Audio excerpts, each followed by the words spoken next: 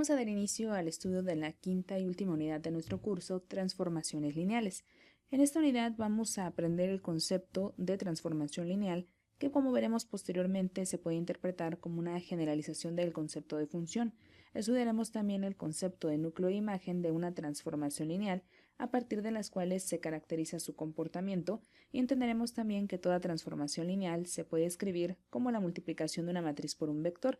Asimismo, resolveremos ejercicios que están relacionados con transformaciones lineales de reflexión, dilatación, contracción y rotación.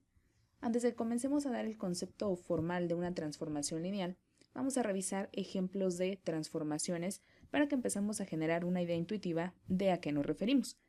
En el primer ejemplo vemos una función que está definida en R2 a través de esta expresión, donde la función recibe un vector con elementos xy y produce otro vector en R2 con elementos x menos y.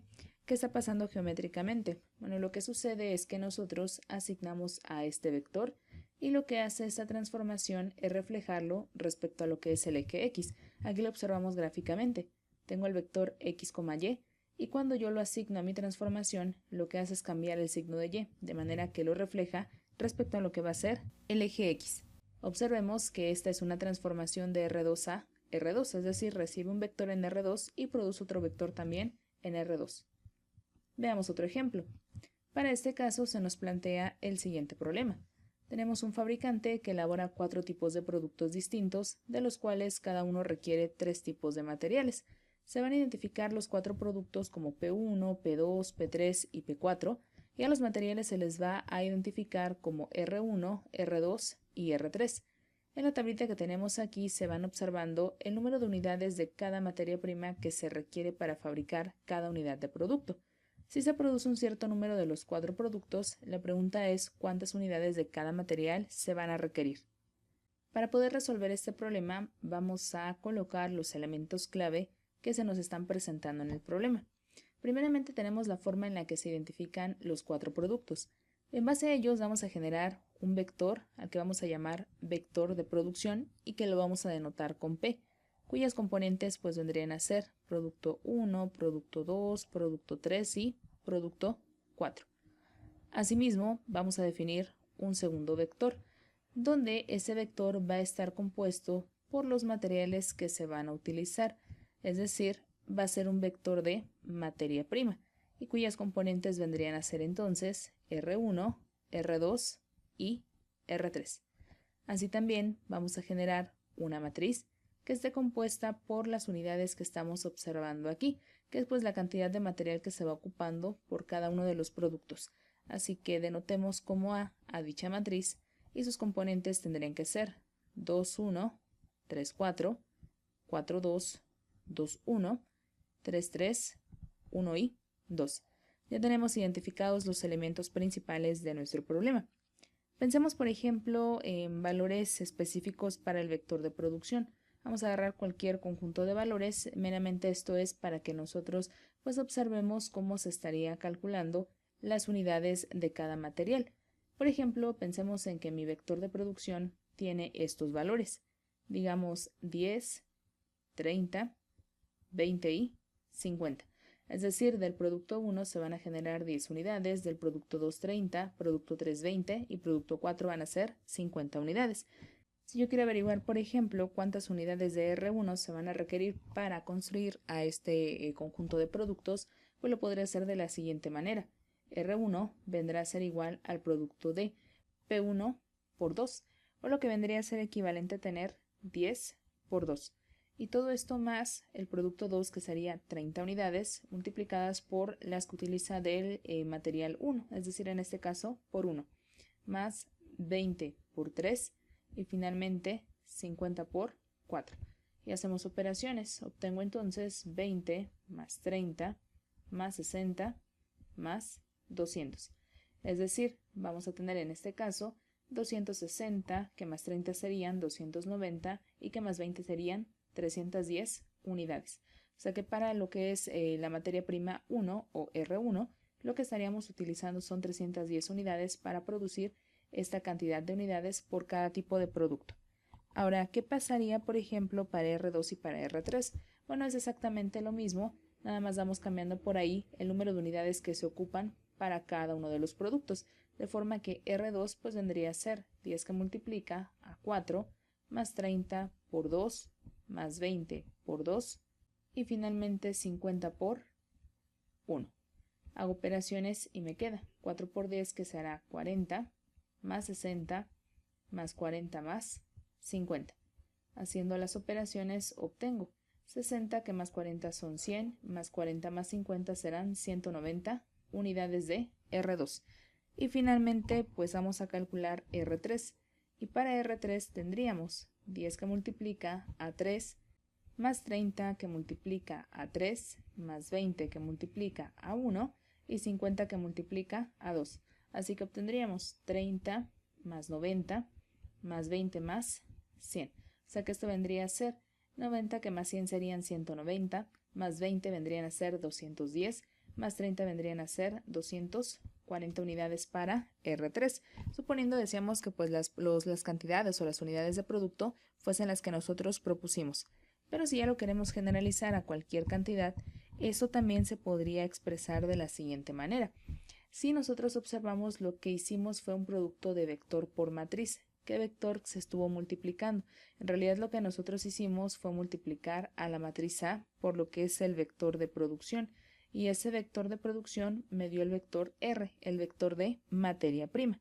Así que, dicho de otra forma, esto que tenemos aquí está definiendo una transformación, donde esa transformación nosotros le estamos denotando como R igual a T en P. Es decir, donde T en P equivale al producto de la matriz A por el vector de producción. Es decir, nuestra transformación, o sea T, va a ser la función que transforme al vector de producción en el vector de materia prima, mediante lo que es el producto de multiplicación de matrices que normalmente hacemos o que ya conocemos de unidades anteriores. Esta función es entonces otro ejemplo de transformación lineal. Antes de que procedamos a dar la definición, vamos a decir, formal de lo que llamaremos una transformación lineal, pues recordemos un poco lo que nosotros vimos ya anteriormente de la notación de lo que es un sistema de ecuaciones en su forma matricial, que es lo que estamos observando aquí, la forma AX igual a B. Eso que nosotros tenemos a final de cuentas es una función. A viene a ser una matriz de M por N, X viene a ser un vector que pertenece a Rn y B vendrá a ser un vector que pertenece a Rm. Anteriormente, nuestro objetivo era encontrar a X cuando A y B eran conocidas. Sin embargo, esta ecuación se podría ver de otra manera. Vamos a suponer que A sí se conoce. Entonces, esta ecuación me está diciendo que proporcione una X en Rn y que entonces se le va a transformar en un vector B en Rm, es decir, A es una función con dominio Rn y cuya imagen estará dada en Rm. La función que nosotros acabamos de definir tiene ciertas propiedades. Esas propiedades básicamente son dos, que el producto de esa matriz por algún escalar alfa, donde ese escalar es un número real, por el vector x, va a ser equivalente a tener el producto de ese escalar por la matriz A por el vector x. Y también se va a cumplir que la matriz multiplicada por la suma de los vectores x y y es igual a la suma del producto de la matriz A por el vector x más el producto de la matriz A por el vector y. Esas propiedades son las que van a caracterizar a una transformación lineal y es lo que vamos a enunciar a continuación. De acuerdo con nuestra primera definición, dado su V y W, espacios vectoriales reales, una transformación lineal T de V en W es una función que va a asignar a cada vector V que pertenezca al espacio V un vector único T de V que pertenece a W y que cumple para cada U y V en V y cada escalar alfa las siguientes dos propiedades: que T evaluada en U más V equivale a la suma de T de U más T de V y que T de alfa por V equivale a alfa por T de V. Hacemos algunas observaciones de esta primera definición. Básicamente vamos a hacer 4 observaciones. La primera de ellas es que nosotros solemos denotar que t es la transformación lineal que va de v a w. Esto para indicar que t toma el espacio vectorial real v y lo lleva al espacio vectorial real w. Es lo que me está indicando esta flecha de aquí. Es decir, t es una función con v como su dominio, vamos a colocarlo de esta manera, y w como su codominio. Y donde a su vez, pues un subconjunto de w va a ser su imagen. Otra observación más que vamos a realizar. Cuando nosotros escribimos esta expresión, podríamos pensar que es el producto de la transformada por lo que es v. En realidad, no. Cuando nosotros escribimos t por v, en realidad esto es equivalente a decir t de v. O sea que en realidad esta expresión no la vamos a leer como un producto, sino que la vamos a leer como normalmente lo hacemos para una función. Es decir, esto es equivalente a decir t de v, que es como lo habíamos estado leyendo cuando estábamos introduciendo esta definición. Tercera observación. Lo que nosotros vamos a estar revisando a lo largo de la unidad se va a cumplir también para los espacios vectoriales complejos, pero tal y como sucedía en la unidad anterior, nos vamos a concentrar en aquellos espacios vectoriales donde los escalares van a ser números reales. Sin embargo, pues cabe mencionar que eso también podría ser aplicado para cuando manejo escalares que son números complejos. Y por último, la cuarta observación, que las transformaciones lineales con frecuencia también se van a denominar operadores lineales. Veamos otro ejemplo. Se me presenta aquí una transformada de R2 a R3 que está definida por esta expresión. Vamos a probar que en efecto esto es una transformación lineal. Y para hacerlo, pues retomamos por ahí la definición anterior. Debo probar que se satisfacen este par de condiciones. Así que hagamos la revisión. Voy a verificar para mi primer caso que t de u más v es igual a t de u más t de v. Y voy a probar también que t de alfa por v equivale también a alfa por t de v. Vamos a probarlo. Primeramente propongamos por ahí un par de vectores. Vamos a decir que el vector u es el que tiene componentes x1, y1 y que el vector v es el de componentes x2, y2. De acuerdo con ello, u más v vendría a ser equivalente a tener x1 más x2, y1 más y2. Así, hagamos la prueba para la primera característica. Veamos que t de u más v equivale en efecto a t de u más t de v. Y para ello entonces procedamos a operar. U más v tiene estas componentes. Así que t de u más v es igual a tener a t evaluada, primera componente, en x1 más x2 y y1 más y2. Ahora, ¿cómo trabaja esta transformada o cómo está definida? Bueno, la transformada se define a través de esta expresión, así que aplicándola para los valores que tengo aquí, obtendríamos x, donde x es todo este elemento y y es todo este de acá. Así que tendríamos x1 más x2 más y1 más y2. Abajo tendríamos x1 más x2 menos el valor de y.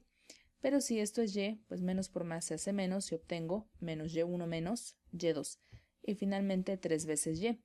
Si y es esto de aquí, pues multiplicando obtengo 3y1 más 3y2.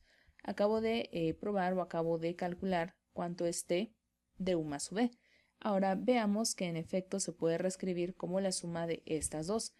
Para ello, a este vector lo podríamos reescribir de la siguiente manera. Voy a agrupar los elementos de esta forma, como x1 más y1 más x2 más y2. Aquí abajo tenemos x1 menos y1 más x2 menos y2. Aquí abajo tendremos 3y1 más 3y2. Este vector se podría separar en otros dos, lo que vendría a ser el vector con componentes x1 más y1, x1 menos y1 y 3y1, más lo que es el vector con componentes x2 más y2, x2 menos y2 y finalmente 3y2. Sin embargo, observen qué es lo que está sucediendo. Este vector de aquí tiene las componentes de u y este de acá tiene las componentes del vector v. O sea que esto que tengo acá en realidad se podría reescribir como t de u y lo que tenemos aquí se podría reescribir a su vez como t de v. Y en efecto, ya que las componentes de u son x1, y1, ¿cuál sería el resultado de esa transformada? Bueno, si tú sustituyes obtendrías x1 más y1, que es la componente que tienes acá. En el segundo elemento tendrías x1 menos y1 y finalmente 3 veces y, pero si y es y1, 3 por y1 sería 3y1. O sea que en efecto obtienes t de u. Y lo mismo pasa con el segundo, obtenemos t de v. O sea que se acaba de cumplir la primera condición. En efecto, t de u más v equivale a t de u más t de v. Probemos ahora la segunda característica. Para ello, pues voy a probar ahora esta condición. Definamos primero quién sería alfa por v. Voy a tomar las condiciones que por aquí establecí o las componentes que por aquí establecimos para que esto sea equivalente a tener alfa que va a multiplicar a x2 y y2, o lo que vendría a ser equivalente a tener a alfa por x2, alfa por y2. Así que entonces t de alfa por v pues sería evaluar t de a por x2 y aquí abajo tendríamos t de alfa por y2. Voy a aplicar la transformación.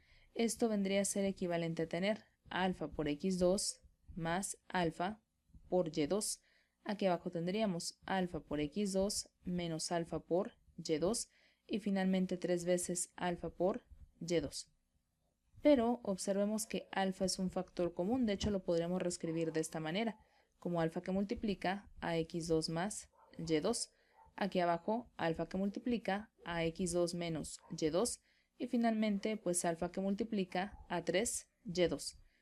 De forma que alfa se vuelve un escalar que podríamos retirar del vector y reescribirlo entonces como alfa que multiplica a x2 más y2, x2 menos y2 y 3 veces y2, o lo que vendría a ser equivalente a tener a alfa que multiplica a t de v, puesto que como observamos, si yo directamente sustituyo v en esa transformada, obtengo como resultado esto de acá, multiplicado por el escalar alfa.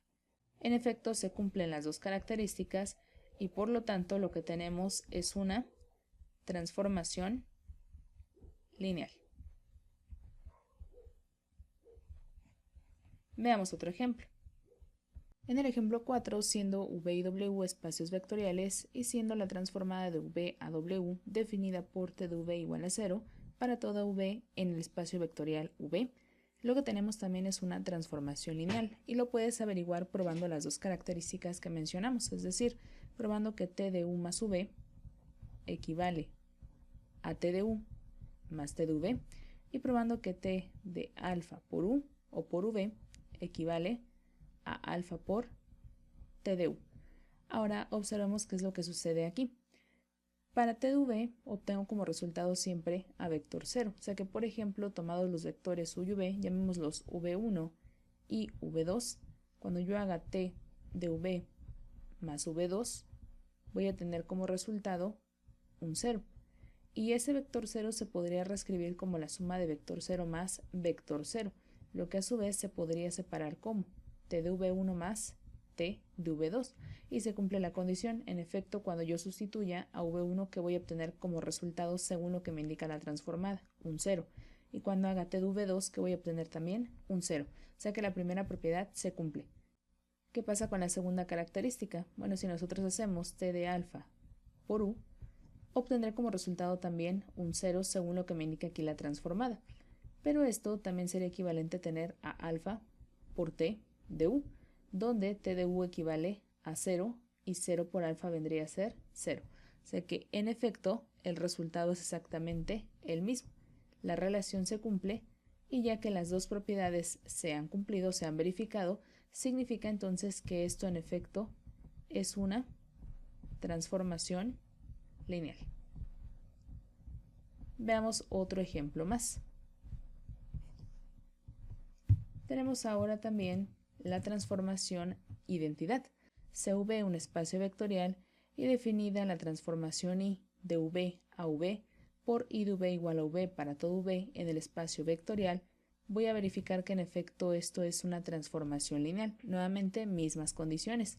Probemos que T de U más V, donde vamos a llamar estos vectores V1 más V2, equivale a T de V1 más T de V2. De acuerdo con lo que tengo aquí, esto vendría a ser equivalente a tener y voy a colocarlo como me lo indican aquí, de v1 más v2 igual a v. V en este caso es la suma de estos dos vectores, o sea que lo que me debe regresar como resultado es v1 más v2. Pero esto vendría a ser equivalente a escribir i de v1 más i de v2, puesto que i de v1 según la transformada que me va a regresar a v. ¿Quién ocupa el lugar de v? v1, por lo tanto me regresa este elemento. I de v2 que me va a regresar como resultado v2, que es lo que ocupa este elemento. De forma que en efecto la suma de estos dos y esta de acá son iguales, o sea que primera propiedad se cumple. Veamos qué pasa con segunda propiedad. Vamos a hacer i de alfa por v1. Y de acuerdo con lo que tenemos aquí, esto regresaría como resultado la misma cantidad que tengo acá, que para nuestro caso es alfa por v1. Ahora, en efecto, esto es equivalente a tener alfa por i de v1. Pues si yo hago la evaluación correspondiente, según la regla me debe regresar al mismo vector, o sea que me va a regresar a v1 y tendré esta misma relación. En efecto, estos dos elementos son iguales y al cumplirse estas dos propiedades, pues significa que eso también es una transformación lineal. Así que como estamos observando, para poder demostrar que en efecto se tiene una transformación lineal, pues hay que cumplir con este par de características. Veamos un último ejemplo. Tenemos ahora esta transformada que es similar a la que veíamos anteriormente, pero que ahora en vez de reflejar respecto a x, refleja respecto a y. Es una transformada de R2 a R2. Verifiquemos que es una transformación lineal, checando que cumpla las dos propiedades. Así que digamos que, por ejemplo, el vector u tiene las componentes x1, y1, y que el vector v tiene las componentes x2, y2. Voy a verificar que en efecto t de u más v, o lo que en este caso pues vendría a ser t de x1 más x2 y y1 más y2, me regresa como resultado a t de u más t de v. Así que aplicamos la transformada y obtengo menos por más menos x1 menos x2. Y aquí abajo tendríamos y1 más y2. Pero esto se podría separar en la suma de un par de vectores, lo que vendría a ser el vector menos x1, y1, más lo que en este caso es el vector menos x2, y2. Sin embargo, esto que tienes aquí son las componentes de u, de manera que aplicadas a la transformada me dan como resultado t de u.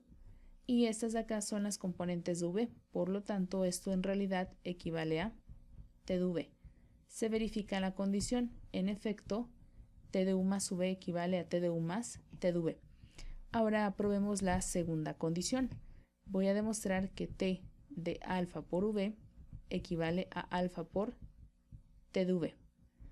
T de alfa por v sería equivalente a tener alfa por v, donde v recordemos que tiene estas componentes, así que tendríamos en realidad alfa por x2 y alfa por y2. Aplicándolo a la transformada, esto sería menos alfa por x2 y alfa por y2.